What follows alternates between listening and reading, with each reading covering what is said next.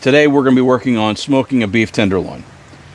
Now, we're going to get into all the stuff, but what we're going to do is we're also going to talk about Grill Your Ass Off seasonings. Platoon Sergeant Salt, Pepper, Garlic, and then the Ma Deuce Steak Seasoning. We might throw some gunpowder in. We'll see how it goes. But I want to thank Grill Your Ass Off as a channel sponsor. Go to grillyourassoff.com/mychowline to save 10%, or use mychowline code for 10% off. Also, I want to thank Armed Forces Press. They're also a supporter of the channel. They share and get the news out there, but they're also military news from all over the world. Follow them for unbiased news about the military and what's going on within our government and also with our standings in the world. So, Armed Forces Press, grillyourassoff.com. Now, we're going to get to cooking. All right, everyone. So here we have our beef tenderloin. So this is a whole USDA choice tenderloin, beef tenderloin that we got from Costco, choice grade. Couldn't find prime at the local Costco or even at Kroger's, all choice grade. So, but doesn't really matter. We're still rolling with it. Whether you've got prime, whether you got choice, or whether you got Wagyu, beef tenderloin is going to be prepped the same way just about for everyone. So we're going to get it out of the package, get it patted down, and I'll show you what we're supposed to do with this. All right, so here we have our tenderloin. We dried it off a little bit, patted it dry. Now you'll notice this thing's got lots of fat. It's got lots of silver skin. You can see this right here. That's what they call silver skin.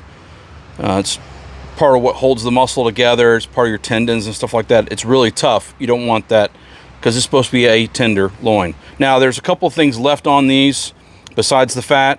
There's a piece of muscle that you can almost separate by hand right here. I forget the name of what they call it, but anyway, we're going to separate that off. Save any of this stuff you want. You can save some of the fat. You can save some of the stuff and render it down and have beef tallow. And these pieces of meat we're pulling off will actually be good for other things. You could grind it up, make good for burgers. You can grind it up for sausage. You can grind it up and add it into whatever you want, or you can cut it up in chunks, stir fry it, however you want to do it. You can slice it up small. The wind's kind of blowing today, and it's December here, so I'm filming this. This is going to be our New Year's meal, but you'll be getting this in the new year. But I'm short sleeves and shorts, man. It's unseasonably warm for here. I mean, it's still cool-ish, but not like cold at all. So we'll go ahead and start peeling off some of this fat, get this piece of muscle separated, and I'll let y'all watch. We might speed this up so that way you can kind of see what we're doing here, and I'll try to highlight where I can.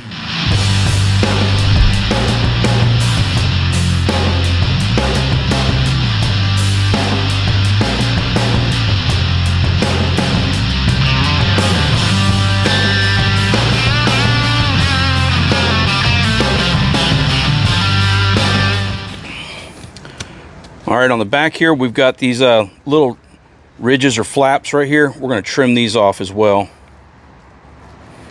They got a lot of fat in them. And some of it, we're just straightening it up. We're not really trying to remove a ton of it. We're just trying to square it off a little bit for it so it makes it nice and easy when we go to season this thing up so it cooks evenly. We don't want it too misshapen. Now there's a lot of hard fat right here that we want to get off of this as well, because when we're cooking this tenderloin, we don't want all that hard fat on there. It doesn't render down as well, and it could mess up the chew, mess up the bite of what we're eating. Got it most of the way there. So what we're going to do is this is a really fat end, this is a really thin end.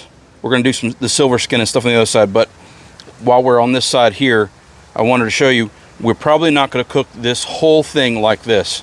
We're probably actually going to take a good section of it that's closer in shape, the size, close to the same size, and then we'll save the other pieces. You can do them at the same time separately, and they'll be just as good, but we want to make a nice, clean looking filet roast that we can slice little pieces off for everyone. So it's going to be a kind of a different presentation than you would like, say, filet mignon. We're smoking it whole, and then we'll slice it off after it's cooked to serve with our meal. All right, so now we're on the other side with the silver skin and the fat. So let's go ahead and get, a lot of this stuff will peel right off. And do that where you can. Now you can see here that silver skin goes between right here. And so we're going to go ahead and remove this section here to get to that silver skin. The edge of that silver skin. Helps to have a really sharp knife when you're doing this. In fact, I recommend getting a knife sharpener and sharpening your knives frequently during the process. Make sure you keep it sharp so that way you use minimal effort for trimming and you don't have to dig hard and end up going too far. Trying to remove this, I guess it's called the head. I forget what it's called. All right, so that's a good piece of meat right there. And like I said, I recommend you can trim this up a little bit more and you can smoke this at the same time. It'll just get done at a different time and it'll be a great piece of meat. It is part of the tenderloin, but for presentation, when you want to serve it on a platter, this is for like a fancy meal. You want to make sure you have it trimmed up nice.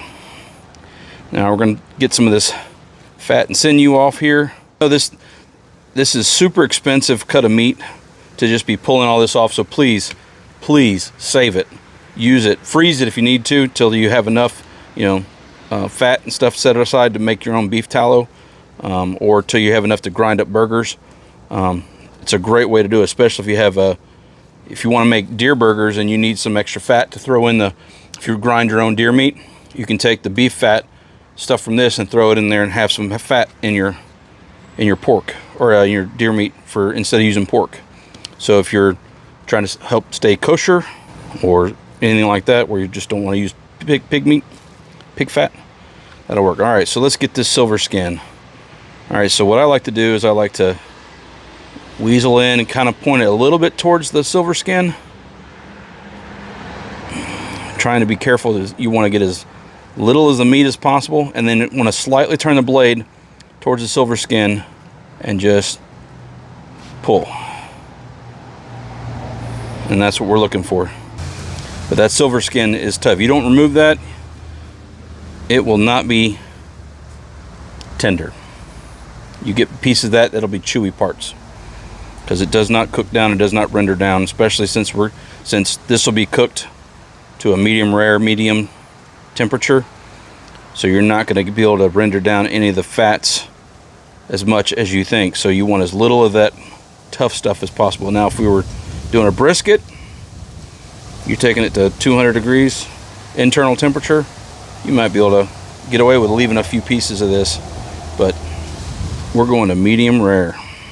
Even if you're trimming this stuff off later, you want to go ahead and get trimming the tenderloin up later, you still want to remove all the silver skin, because any of the pieces that you do save, or you roast, smoke, grill separately, you don't want them to be chewy either. All right, there's still some more silver skin on the side. Yeah, you got to be careful when trying to pull the silver skin, because it goes in between some of the fibers, so it can actually tear the muscle. And that's what we're looking to do. That's why we want to try and use the knife to peel it up. Like with the fat, this film on the fat, you can peel that up by hand, because it's just got a gelatinous like membrane between it that you can peel it off. But the silver skin, it's actually part of the muscle. See, if you pull it there, see how it's pulling up the muscle there? So we don't want to do that. So we're gonna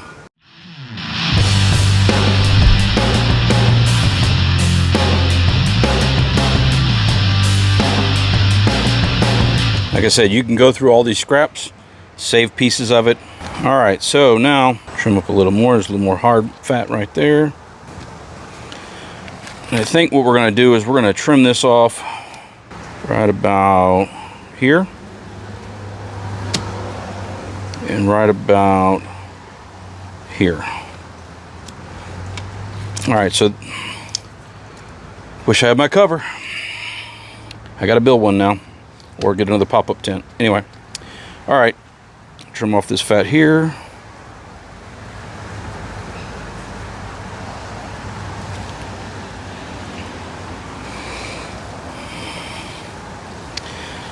Now, I'm going to probably leave this like this. You could probably trim it up a little bit more, but I want to save as much as I can of this.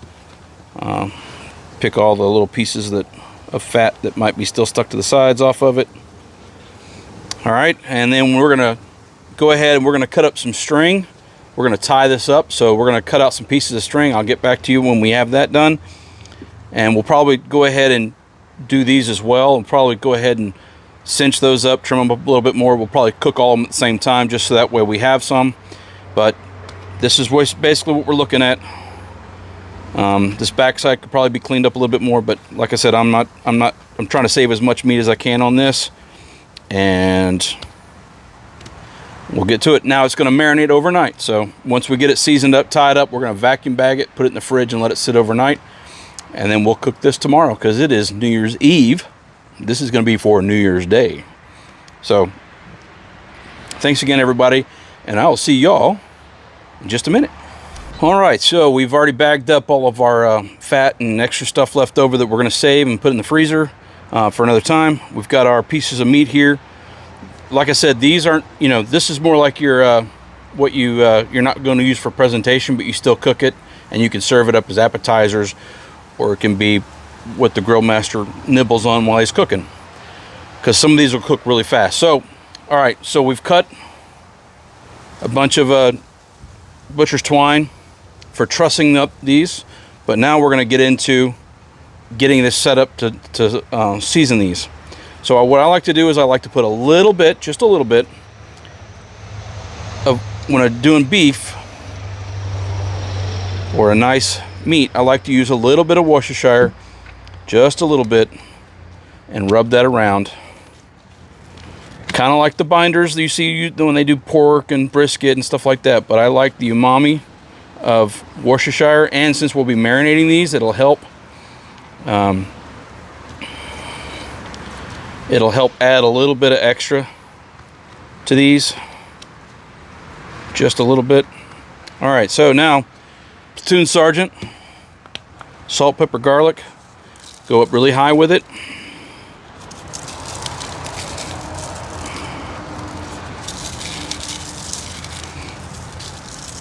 And we're just doing a light dusting of this on these. Flip them. And if you want to taste the beef more, use a little less, but I recommend marinating it like this, because some of it's going to come off as you pull it out, and as you wrap it and all that kind of stuff, as you pull it out of the bag and get it on the grill. Some of it's going to fall off, but not all of it. But we're looking for a crust. You want to get some of those flavors on there, roll it around in it, make sure you get the edges.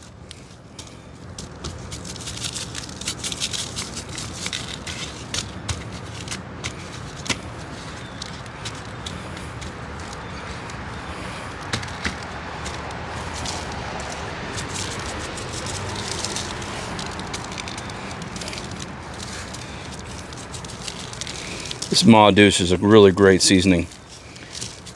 Now, if you want a darker color on the outside, you go lighter with this, lighter with the salt, pepper, garlic, Platoon Sergeant. You get some gunpowder, and then you coat the outside of it with gunpowder, and I mean coat it. You want it to be black looking, because it's going to make a nice charred outside edge. You want to give you a really nice crust, because that's what they use on briskets and stuff. And that was, smoke will adhere to that pepper, give it some good color.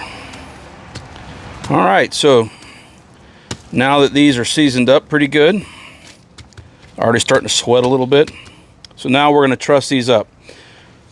Some of these other pieces, you truss them up how you want, wrap them tight. What you want to do is you want to keep them in a consistent shape, so that way they cook evenly. Because if it's too thin on one end, too big on the other, the smaller end's going to be well done, and then the other part will be medium rare. So then, unless you happen to have people on your group, let's say you're doing this for a family meal, and you have people that want medium, well done, medium well, then you give them the end pieces, and then you take the center sections for your medium rare, or the bigger sections for your medium rare folks. So, but just be mindful, and we try to keep this an even size all the way across, because my family is a medium rare folks.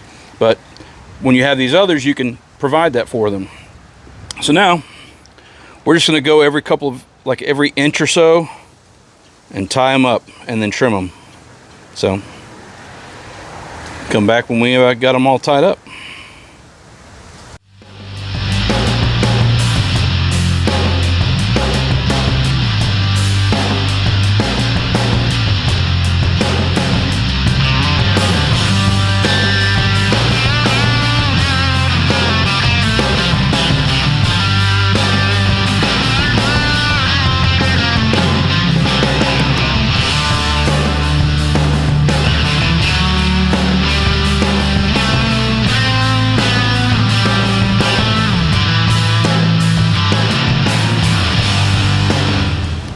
Alright, so now we're just going to trim up the long edges.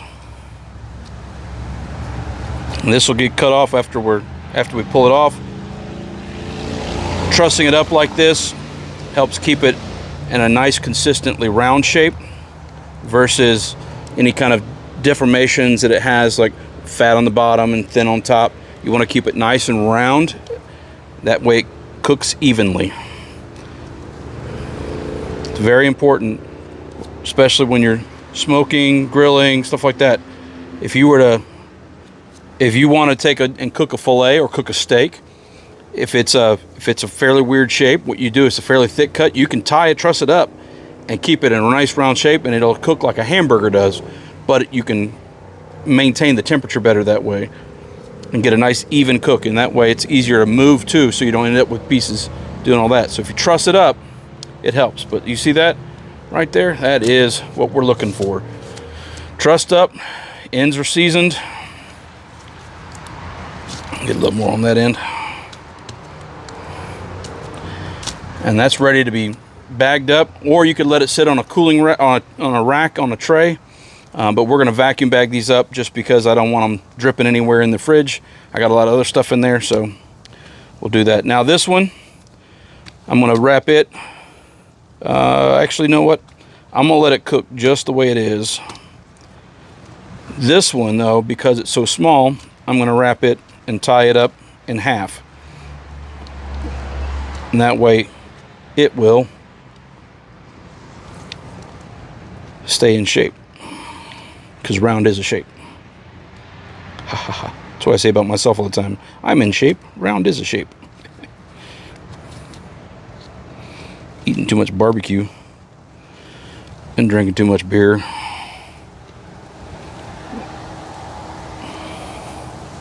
And ice cream and hamburgers and french fries and macaroni and cheese. Macaroni and cheese. That sounds good. Why don't we do that? We're not doing that. Why aren't we doing that for New Year's? That's right, because we're doing black-eyed peas and collard greens. That's why.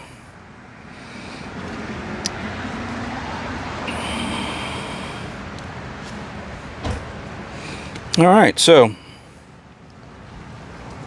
got that trussed up. That way it'll maintain the shape. This one should be okay. Well, this is going to be for the grill anyway. This one we probably should truss up as well. Let me go ahead and cut some more off.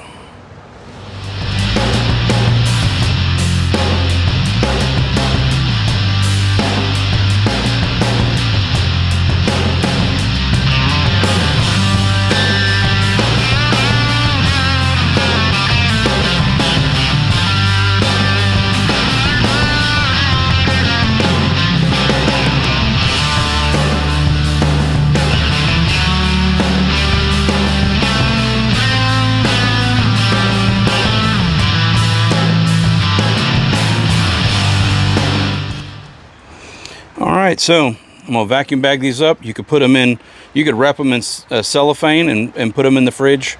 You just want to make sure you put them in something that, if anything, because they will seep moisture out as the salt expands, so you want to have it where that doesn't drip on anything in the fridge. But I vacuum bag them that way it doesn't drip, and that way it also holds all the air, it takes all the air out of it, and that way you don't lose any of that moisture at all. and all that flavor just has all that time to sit and soak up into these pieces of meat. So we'll catch back on the New Year's to smoke these up. So can't wait to show you guys. Happy New Year, everyone. All right, guys. Well, welcome back. It's the next day already. We've let this marinate overnight. We vacuum bagged it. You can see here we got all our pieces in here that we did. So it's been at least 24 hours. So now we're going to pull these out and get them on the grill. We have our smoker up to about 300 degrees, 250 to 300. We're going to try and stay in that range. 250 the lowest, 300 the highest. The higher you go, the faster to go, but also the more chances you have of overcooking it. So, but anyway, let's pull these bad boys out. Take a look. They got a nice, good dark color on them after they've been sitting in the marinade for a while. So we got know that seasoning and the marinade and all that stuff penetrated really well. And they smell amazing coming out of here. Oh. So by vacuum bagging, you get rid of all the oxygen in it, and you let all that stays in there is the juices and stuff. Like, I let it go till it starts sucking the juices out of the bag, and then seal it before the juice gets to the edge of the bag. So, I mean, that just looks amazing, color-wise. All right, so now we're going to put this on the smoker and let it ride. We're going looking for an internal temperature of 122 to 127 before we pull it. It'll go up to about 130 to 135 at the most, depending on how hot you run your grill. So here we go.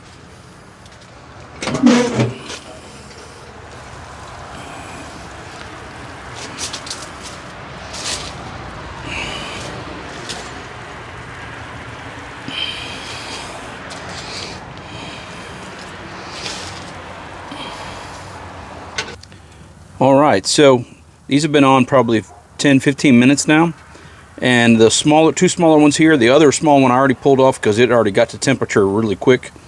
So these two are about 120. I'm gonna pull them off, and I'm actually gonna sear them a little bit since they're so small. They're not getting as much.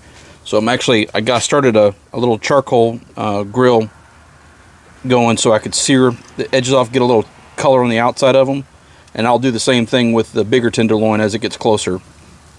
But I'm going to move it over and I'll show you that. And when we pull these off, we will wrap them in foil and set them to the side so they can rest indirect on I'm not closing the lid on this grill, so there's not going to get any more heat. It's just staying in the warming area. But I will wrap these in the foil, and then we'll cut them up and slice them up to show everybody. All right, we're going to sear these off. See how you get some good color on them right there? Just putting them on there just for a little bit. Just getting them enough color on them. They're at like 122 internal. So searing them off, they'll probably raise it up to about 130. We'll pull them off, they'll be about 135 when they rested. So they will be a good medium rare, and we don't want to take them any further than that. All right, so we got it to an internal temperature of 125 before I pulled it and seared it off. And when I checked it while I was searing it off, just before I pulled it off, it was like 130. So it's rested now. It's been resting for about 5 minutes. We're going to wait a little bit longer. In just a second, I'll slice it open. We'll show you what we got on the inside. All right, so we're going to go ahead and take the strings off carefully. Get down in there. Oh, there it is. Because the strings were just there to kind of help hold it together while it cooked, keep it in that round shape. Because when it's with tender meat like that, it will take its own shape once the weight of it will just smoosh it down. So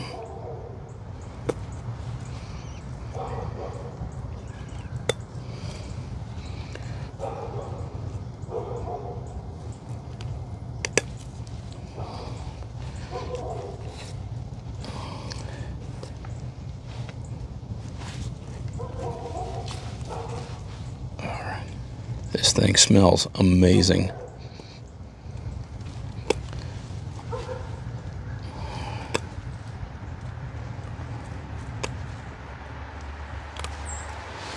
All right. I know the family's inside ready for this, ready to serve this up. All right, so we're going to do a slice down the middle so you see what the middle looks like.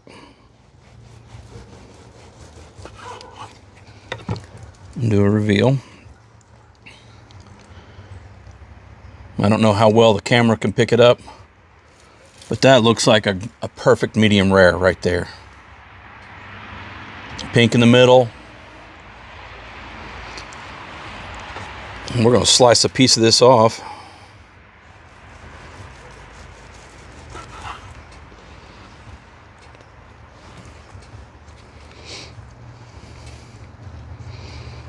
Just look at that.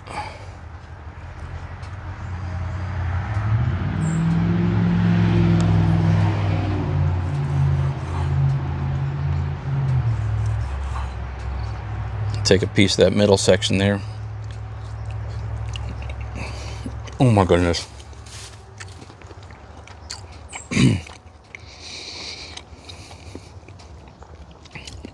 That right there.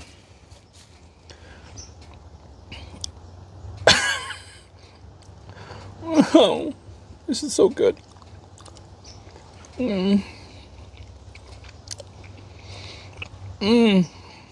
Okay.